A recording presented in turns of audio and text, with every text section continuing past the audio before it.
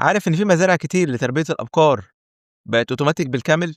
إطعام الأبقار ما بقاش شغل يدوي زي زمان، أنظمة تغذية أوتوماتيك بتشتغل في مواعيد ثابتة، وتحط لكل بقرة وجبتها المضبوطة قدامها بالضبط.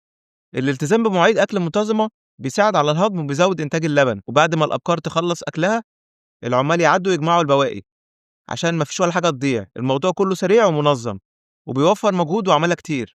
سواء عندك عشرات الأبقار أو آلاف، كلهم بياكلوا في ميعادهم وبطريقة صح.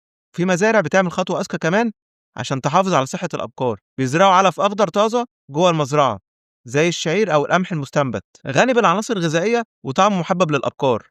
العلف ده مش بس بيحسن صحة الحيوان، ده كمان بيقلل الاعتماد على العلف الجاهز ويوفر على المزارع فلوس كتير كل سنة. في المزارع الكبيرة حتى توفير دولار أو اتنين في البقرة مع الوقت بيبقى رقم ضخم، تكلفة أقل، صحة أحسن، وإنتاج أعلى. دي بقى صفقة كسبانة من كل ناحية.